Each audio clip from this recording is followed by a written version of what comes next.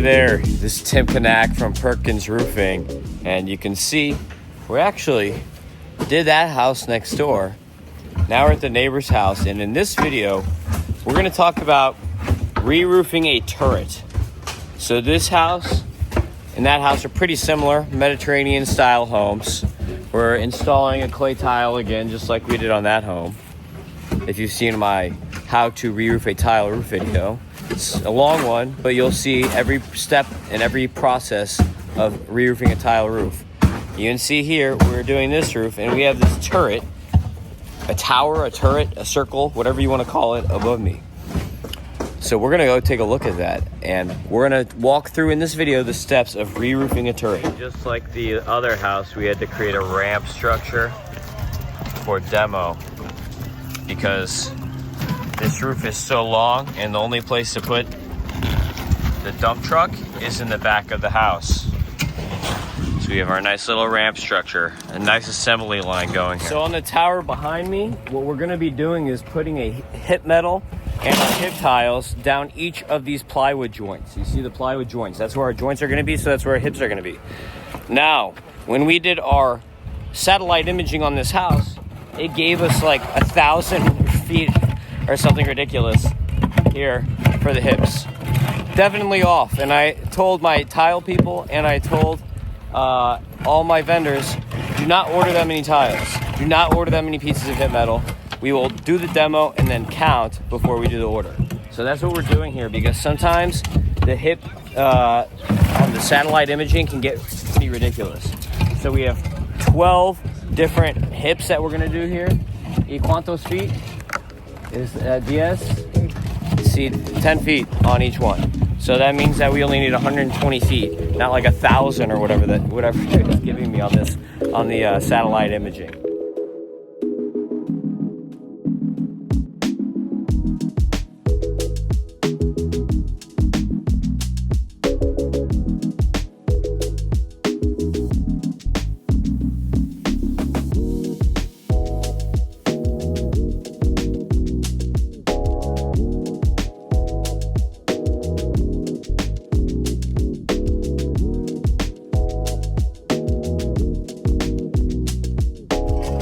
So an important thing about this roof, you can see behind me is Poly-Anchor HV. I have showed you this product before. This is a nailable anchor sheet that you can use if you have a self-adhered straight to the deck. I have a video where we are doing a shingle re-roof. I'll put the YouTube thing on the bottom here. But in that house, they had a self-adhered grace, ice, and fire barrier down on the roof. And the only way to recover that was with this. Otherwise, we would have had to rip that off. Might have messed up the sheathing. You're redoing sheathing then. Because to get that off, a lot of the time the self-adhered is so attached that you're using your picks and just really digging the whole thing out.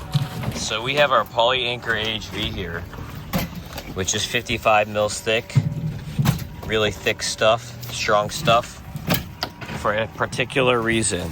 Below me, on the second floor of this house, they have icynene sprayed into the attic. Now, icynene is spray foam insulation that you can spray onto the bottom side of the plywood for your insulation. Most attic spaces just have regular blown-in insulation shot into the attic space, and it lies on the floor of the attic. The icynene is sprayed into the plywood, and it closes the plywood joints when it's sprayed in from the bottom. Now, on this home, they have attic access on the first floor, and they have regular insulation. On the second floor, they have no attic access hatch inside, and they had a leak. And when they had that leak, they decided to spray foam insulation in the plywood because they have no hatch to get in there in the event that the insulation goes bad. So they did that, which now means, and you can actually see the joints of the plywood, the spray foam insulation. It's kind of hard to see, but you have to look for it. That's sprayed from the inside of the attic up onto the underside of the sheets. So number one, if we have bad wood on this upper roof, we now have to put insulation on before we replace the plywood. Number two, we have to now put Poly-Anchor because you cannot put self-adhered rolls over the joints of the plywood when you have icynene sprayed in the attic. I see this done all the time. It is a major mistake. Talk to your reps. Polyglass's engineers will tell you directly. They've taught this to me because I go to the trainings and the classes. A lot of people don't. A lot of contractors, probably 95% of roofing contractors do not go to roofing classes. But the engineers for Polyglass will tell you not to install self-adhered, which is their baby, right? That's what they invented, self-adhered technology, to a deck that has icynene underneath, because the humidity then is going to get trapped in the deck and it's not going to be able to escape through the plywood joints.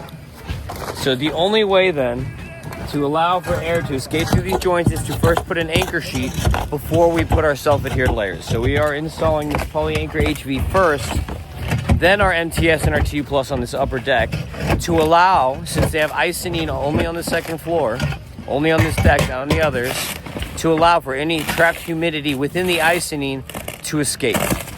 Because you'll see it all the time. AC condensation is blocked into the attic space and it's going to try to evaporate out, and it's going to evaporate into the icynene. If that moisture can then not escape the icynene and come out of the plywood joints, it's going to get trapped in the icynene. That's going to be a messy, moist situation, a swampy attic, and maybe eventually it leads to icynene falling down, getting wet, collapsing, which I've seen icynene a lot of time. It'll hold water until it collapses. It'll hold a ton of water like a giant sponge, and that'll collapse. And then you've got internal collapses and maybe mold growth from excess humidity that cannot escape from the attic space. So that is why when you look at the drone videos on this, we'll have black poly-anchor HV on the second floor, and the first floor is only going to have MTS on it at first, before we cover this with the MTS and G+.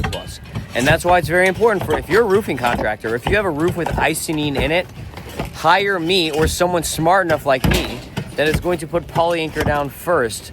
Otherwise, you're going to have major problems in the future. And if you don't believe me, call Polyglass and ask their engineers directly. So the good news is you can see all of this plywood here is in good shape of what we have exposed so far. We still have to expose around the turret here, on the edges of the turret, but everything else is in good shape, which is very good, because if there was bad plywood on the second floor, that means we would have to basically install icynene on those sheets of plywood. You can see though that the drip metal is starting to rust out, so they picked a good time to do this roof. No bad wood yet, but you can see that the nails and the drip metal was rusting out. So that's actually perfect timing on their part doing the roof, like the one that we did next door. But you can see, walking throughout the whole home and looking at the turret, anything exposed so far, there is no bad wood yet. So very good news, because otherwise we would be buying icynene to spray in on the bottom of the bad wood. So we just have to expose the other side right now to find out. On the left side of the home, the left side of the turret, everything else is exposed. You can see that this turret is basically perfectly round.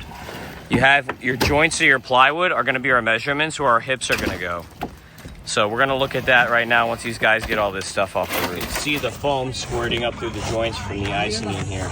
So just look for that, and you know you have icynene underneath your deck. So you can see now the seams of the plywood where there's no spray foam icynene are just open. Very clear to tell the difference. So now we have our dimensions on the turret for our order. Wrapping the turret with paper is fairly easy. It's more or less the same thing as wrapping any other field with the paper. So that's not really going to be an issue, wrapping this turret.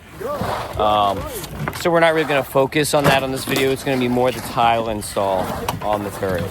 But we have our dimensions now of 12 hips. And there's going to be a ton of cuts because you're cutting down each hip, all those tiles. So you have to have a greater waste factor on these.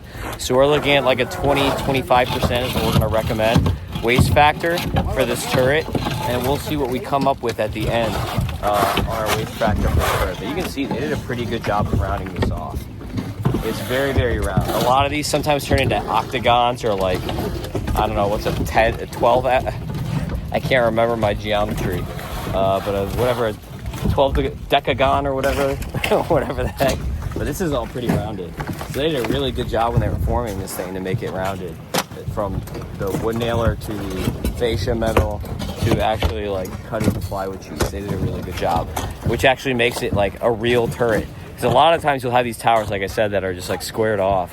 That it's not a real turret. There's more cuts, but it's not a real turret. This one's like a real circular turret.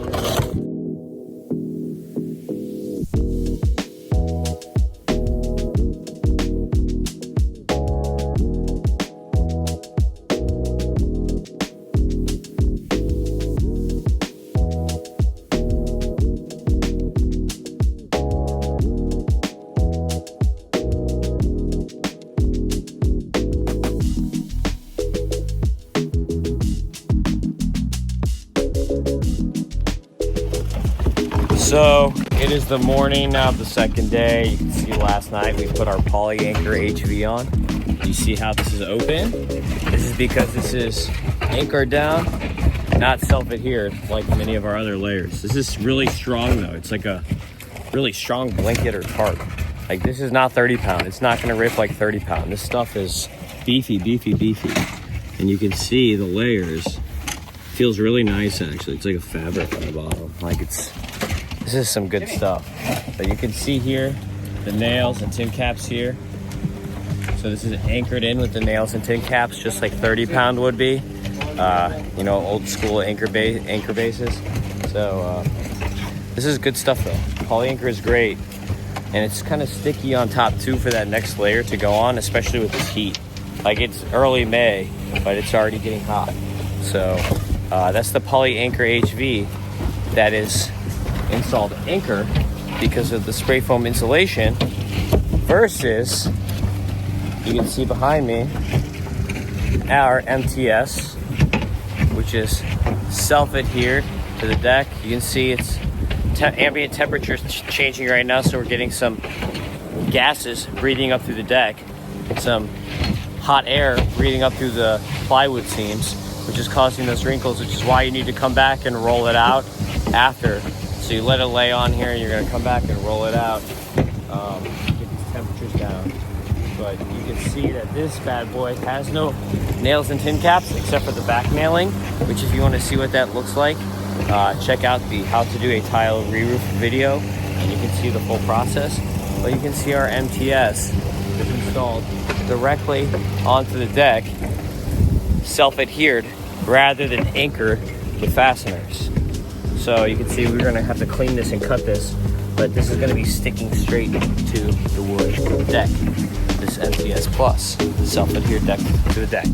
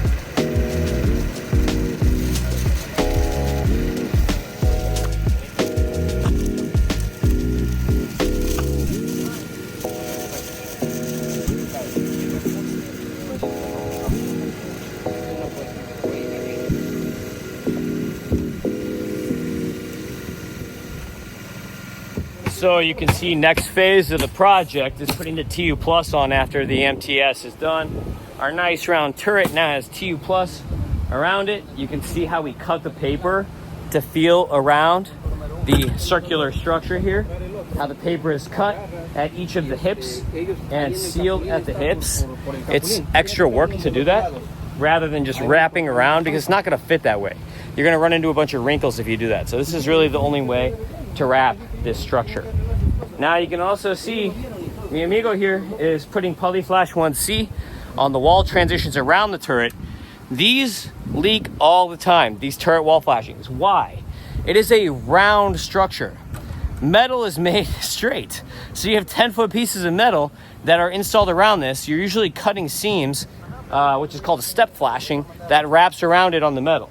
Over time, those seams are going to widen, or caulking between them is going to fail. So that's why we're coming back here, since we're not replacing the metal. The metal was in good shape.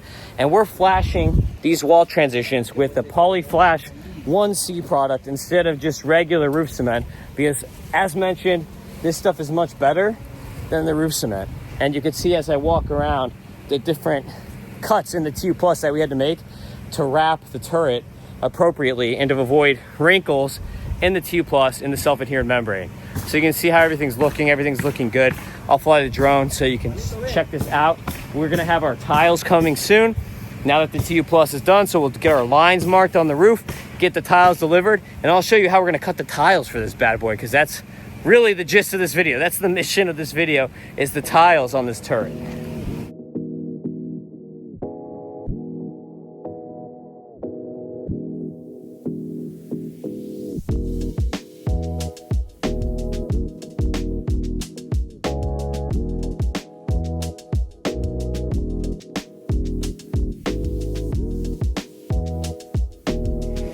Unexpected update on this job. You may remember a chimney here. Chimney is now gone, just like on the other house there, because our best friend, the architects, put a chimney right in the middle of the valley, and we had been reported by the client roof leaks after we were in the middle of doing the roof. We're like, what? No way, that never happens. So I told the client, I think that the chimney structure has, because there's cracks on it, water's coming through the chimney structure and leaking down the valley and then coming all the way down. And the reason they're seeing leaks now is because the fascia here had been rotted and there was a giant hole and the water was coming out of the opening. And he's like, I don't know, that sounds a little fishy. And then that's exactly what happened. So we water tested it and figured out, yes, the water's coming from the chimney, just like I thought. And the reason that we were seeing leaks now all of a sudden is because the water was getting blocked here and coming in straight inside the house. So we demoed the chimney. The wood was in terrible shape. I'll show a picture so you can see how bad the chimney looked. And now we have eliminated that penetration, put plywood here, and put a gooseneck vent where the chimney exhaust was until you can figure out a new solution with a chimney contractor. So I can build them, and if there's a plan, but I don't know chimney flues. But basically, we put a gooseneck here in the temporary solution until they figure out if they want to cut the chimney off, or if they want to raise an exhaust, or if they want to do some sort of scenario with the actual chimney exhaust itself. But you can see another chimney down, Perkins Roofing.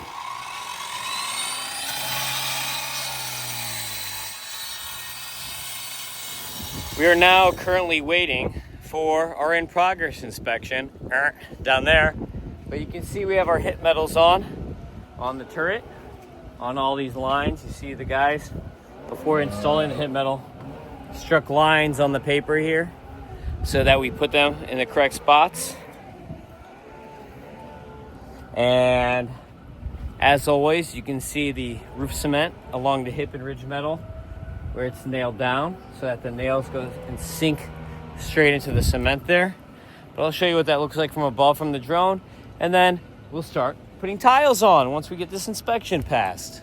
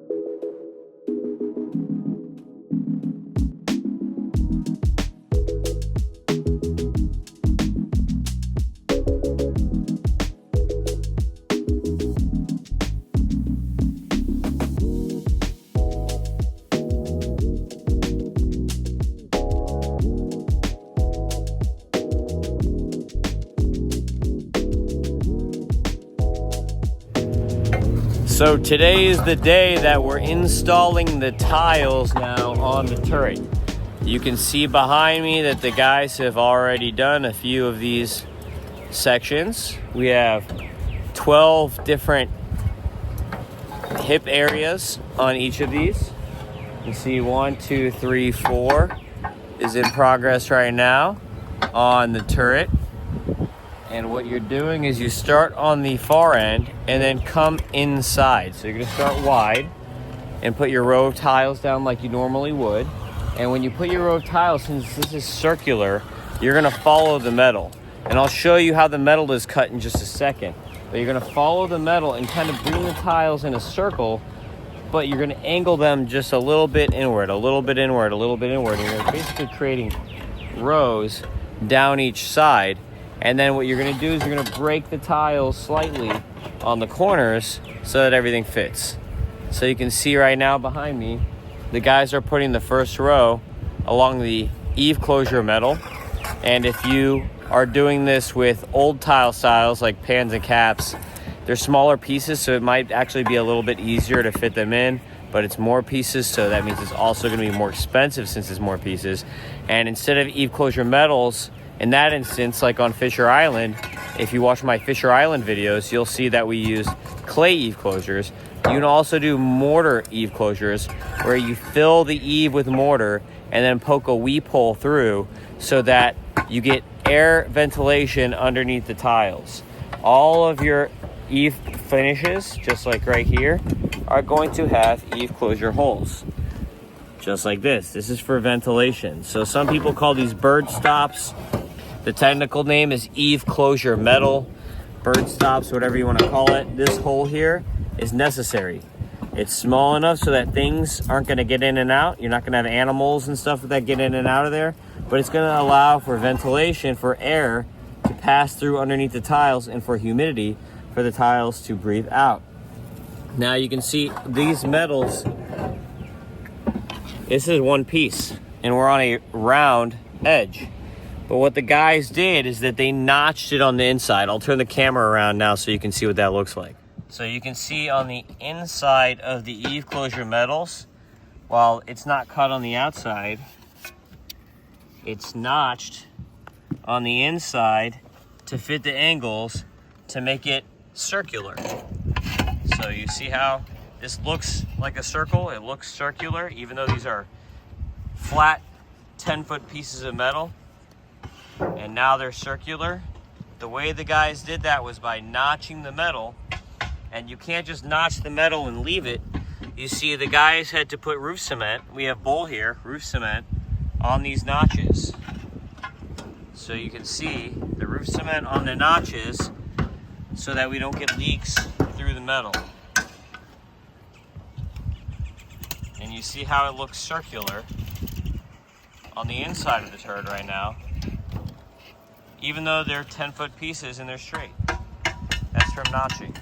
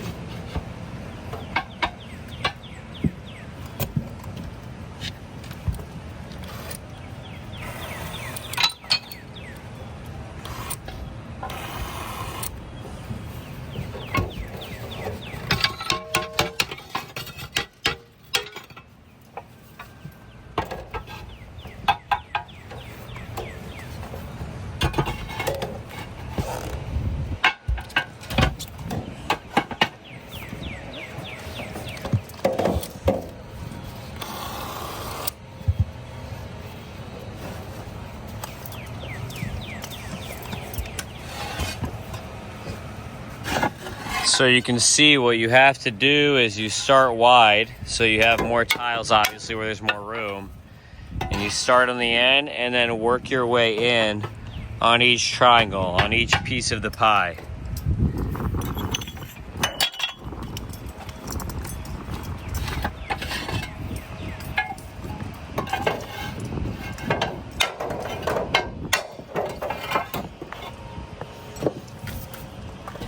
And so you can see he's breaking the tiles a little bit on the ends as needed. It's okay that this is not perfectly straight, because guess what? Our hip tiles are gonna go right on top.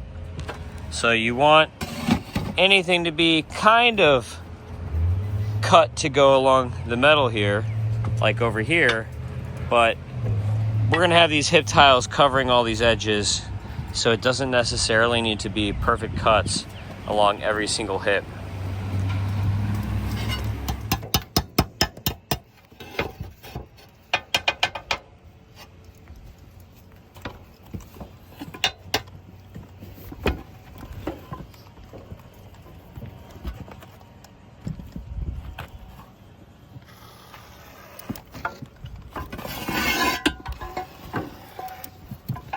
See the two lines here, the red and the blue.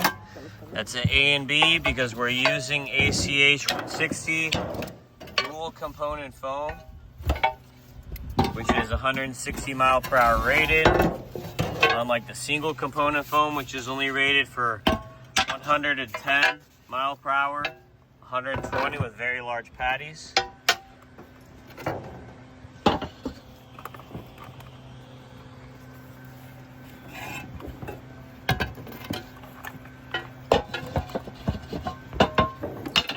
See our grid lines also here for the tiles.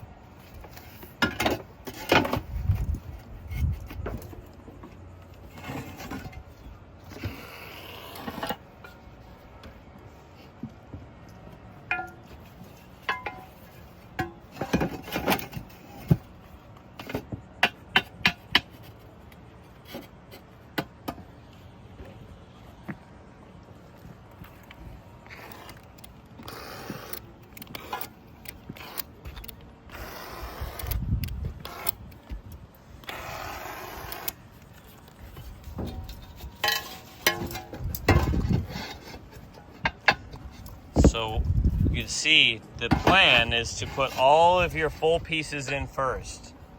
All the full pieces in first.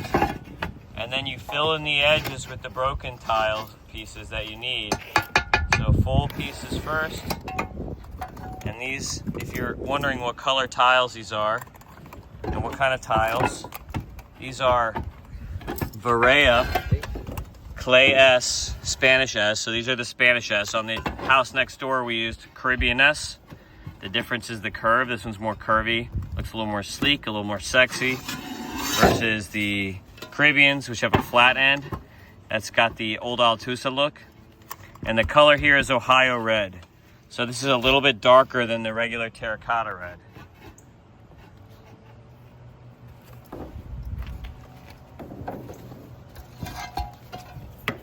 This is actually one of the colors that we used when we did Fisher Island. It was Ohio red and vintage were the two colors on Fisher Island for our two-piece pan and cap style tile. Now these are S tiles. A lot of people call these barrel tile. This is actually an S tile, Spanish S. So you can see it's shaped like an S from the side. Instead of a barrel tile, which is two-piece, where it's a pan and a cap, where it's basically two C's that get combined to make it look like one tile.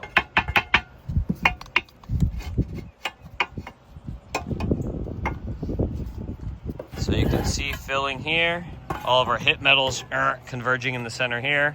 This is going to have a nice amount of mortar on it, so it's going to look pretty at the end. And you can see how this is what it looks like once you start filling it in. So they're going to cut these tiles here for the edges. So they put the tiles in the center first, and then cut your tiles in the edges like this. And like I said, it's like a pie. It's like each of these is just like a piece of pie, kind of, in my mind. So this is the way that they look. And then the hip tiles are going to come back on top and cover over the voids. And we're going to fill this with cement.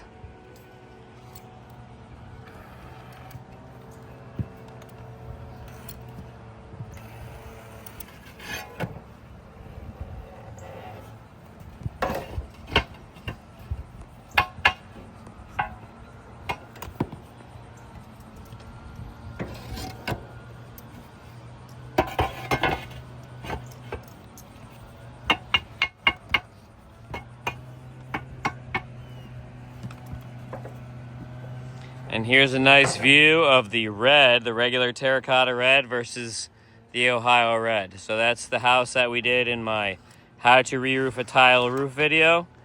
That is Spanish or Caribbean S instead of Spanish S. This one's Spanish S. That's the Caribbean S. That's in red, aka terracotta. And then this one is Ohio red. So you can see the colors against each other, right next to each other, two Verea houses. That should be in a magazine.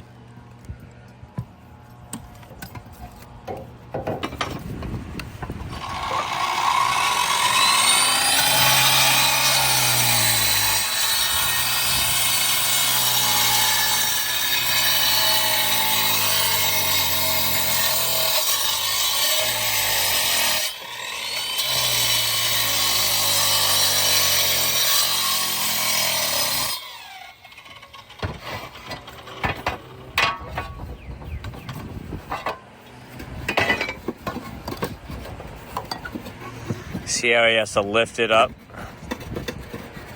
to put it in, because now the foam has settled on these pieces, on the center ones. See it to fit in there. That's how quickly the foam settles.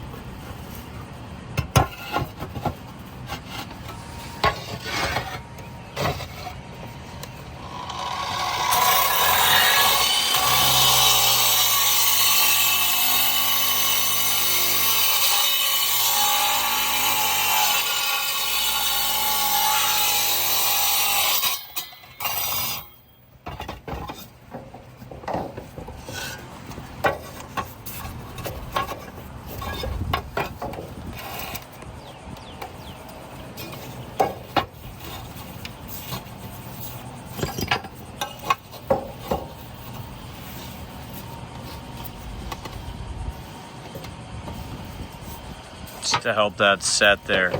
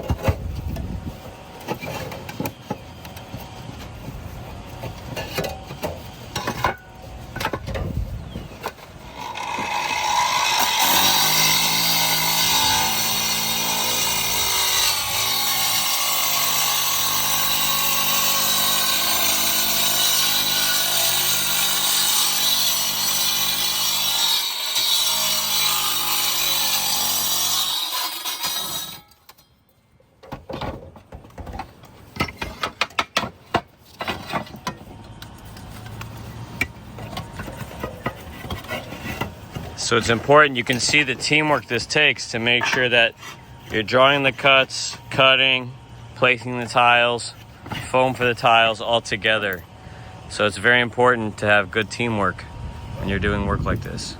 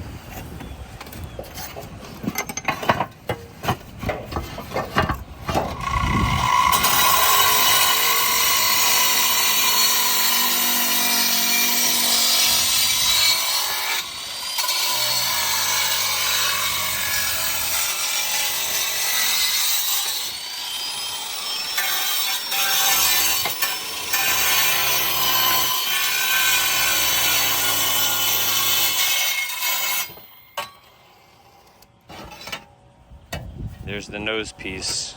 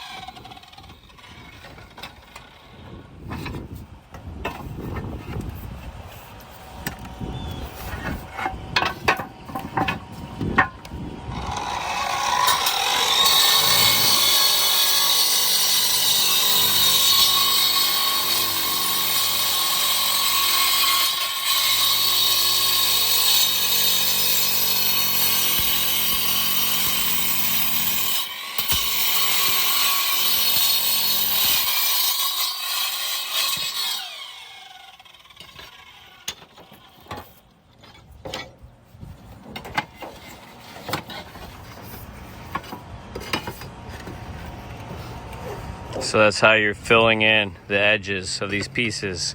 So you see, the easy part is putting the tiles down the middle. The ones on the edges are the ones that take the most time.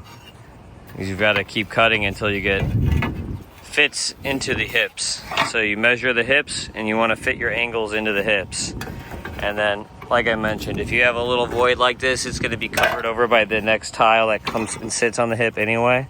And then we're going to get our mortar in between.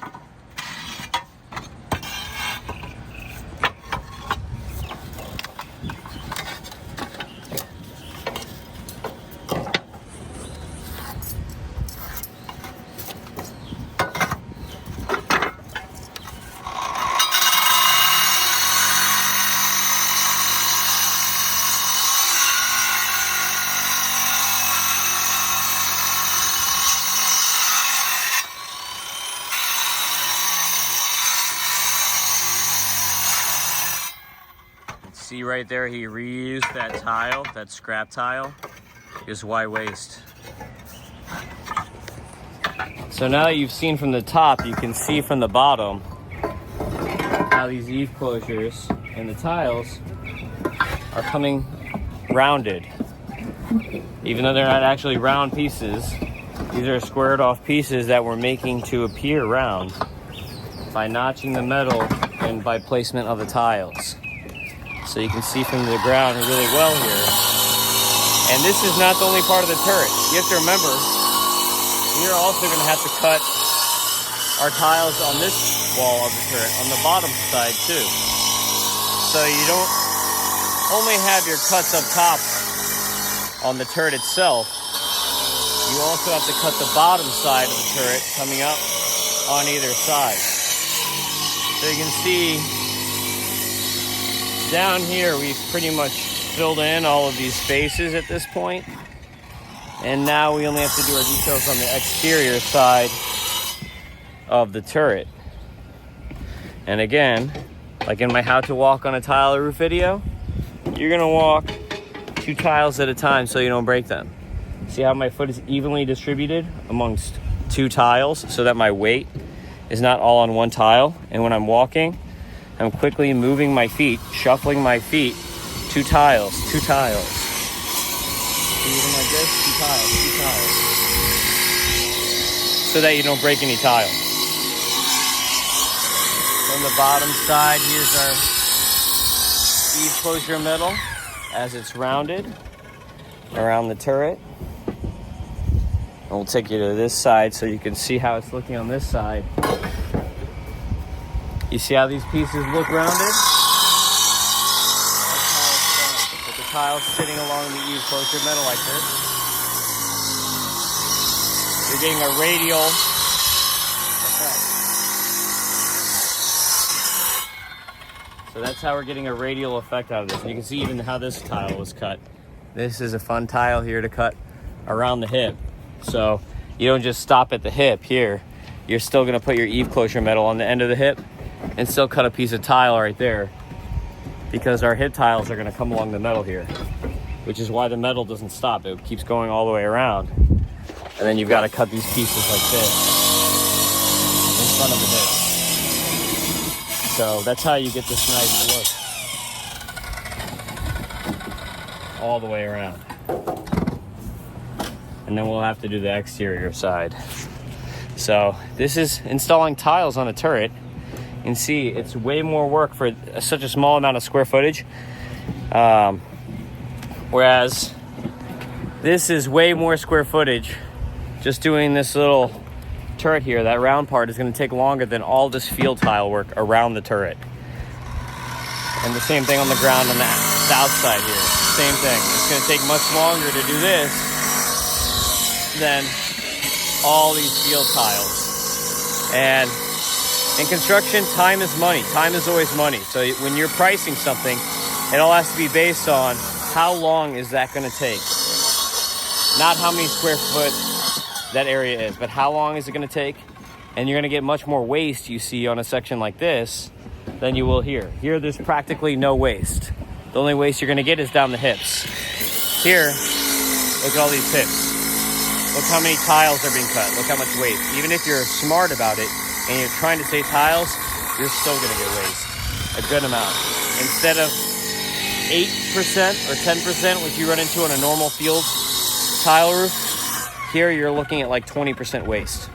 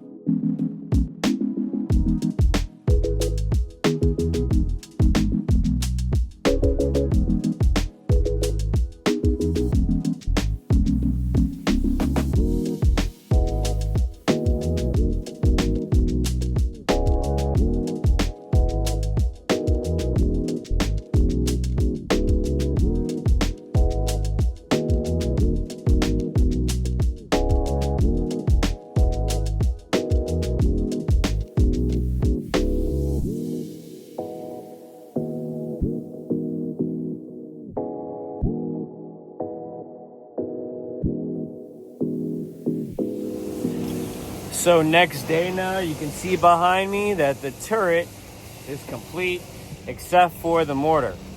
So you'll see we still have to come back and finish the mortar. That will be the very end of the project when we come back to do that. But we can wrap around the turret here. And you see all the tiles are filled in nice around the edges and our hips are on. And you can see the metal still through until we do the mortar, but it looks good, the turret. And today, the goal is to finish around on the bottom side here. So, again, walking on the tiles 2 at a time as we go around the turret so you can see how purty it is. And on this side, they've already done the edges of the tile here. And this is one of the benefits of the Polyflash 1C along the wall instead of bowl, is you see when you're doing your tile cuts around the wall, you're still going to have the edge of the wall exposed where the L-flashing metal is. A lot of the time, 99% of the time, contractors are going to have this with bowl and membrane over the flashing. You'll have your paper on top of the L-flashing, so the paper sits on top of the L-flashing, and then there's bowl and membrane. But here, we have our UV stable Polyflash 1C. You can see there is some tile dust on it. It is a little red. That will wash off with rain. But you can see how much nicer it is to have the white finish and how much better that's going to be UV-wise just for the white finish. As this valley right here, I'm standing above the valley. It leads right into the corner here. You see this cut right there. Boom. Looking good.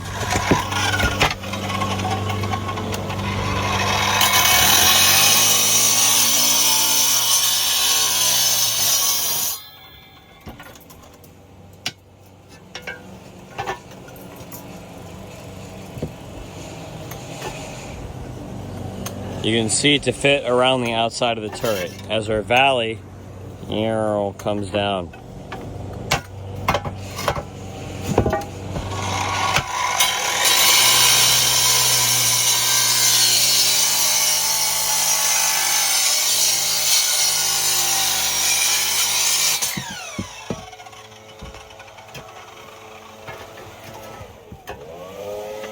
See, that piece had to be cut 2 angles because you have one angle in the valley and then one against the wall.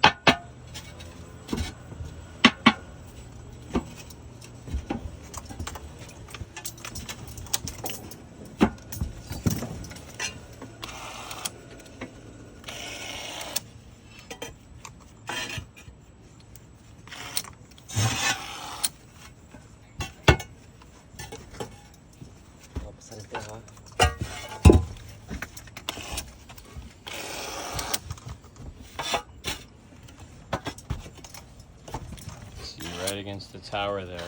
And that tile is cut with a curve to feed around it.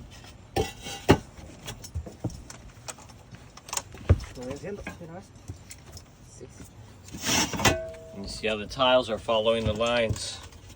The back of the tile is right on that red line. That's how you keep the lines straight.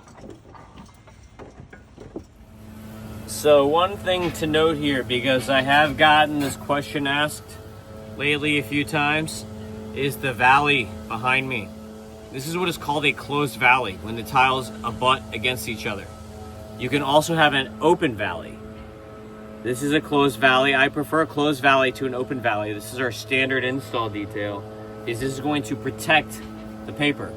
If you do an open valley, you're gonna have a few inches wide here, a cut right down the middle, and you're gonna fill that middle with cement.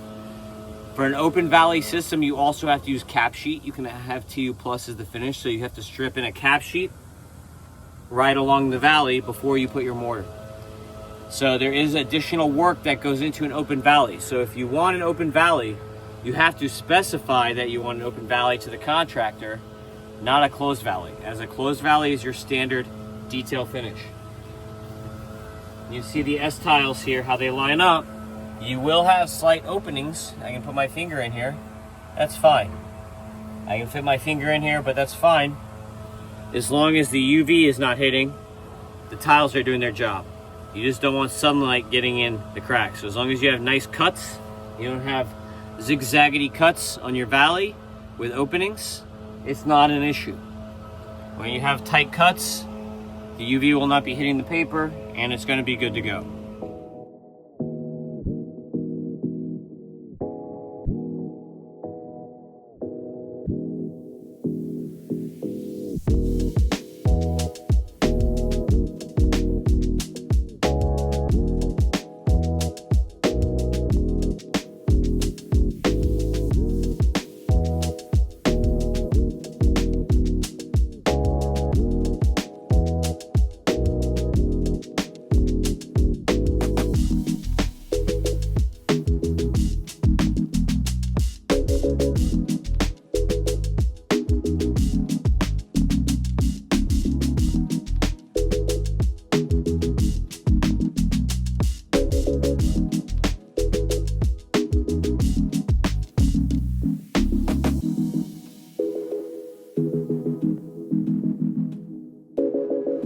So you can see behind me the cement has been completed on the turret.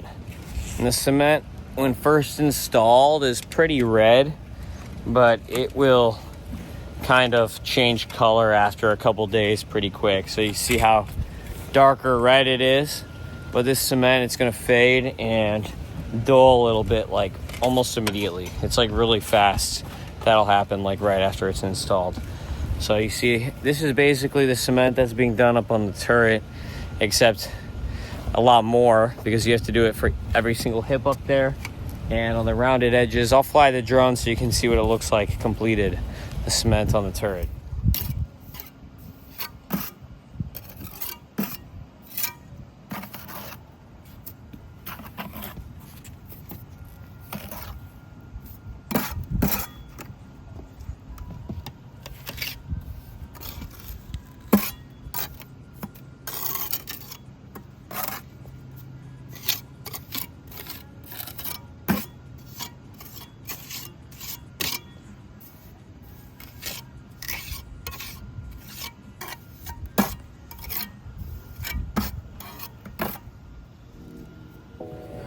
So we are done at this house now, just like the house next door, and you'll be able to watch how we do the turret. Hopefully Verea will take these bad boys and put them in a magazine, but what we're doing now that the roof is done is we're actually painting the house. You can see the guys, Perkins construction team is here painting the house.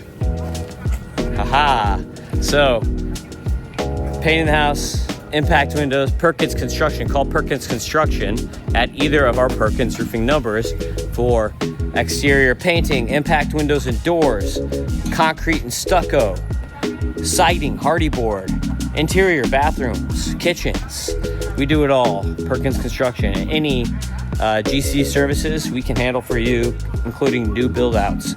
And if you want to call Perkins Roofing to do your roof in Miami-Dade, Broward, the Keys, it's 305 MIA Roof. In Palm Beach, Martin, St. Lucie counties, it is 561-559 Roof. Thank you for watching this video. I hope you enjoyed seeing how the turret roofs are done because they're very complicated, kind of a pain. And you can see the difference now between the two types of tiles, the two Verea tiles, the S and the Caribbean, and the colors. So hopefully this helped you understand different tiles, different tile types, the color, all that goes into it a little bit better. And we'll catch you next time. Thanks again for watching. Please, if you're interested in a franchise, email me at franchise@perkinsroofing.net. And if you have any questions, concerns, want to do roof with us, want to do a construction project, give us a call at those numbers. Perkins Roofing, Perkins Construction, Perkins Franchising. Tim Kanak. See you next time.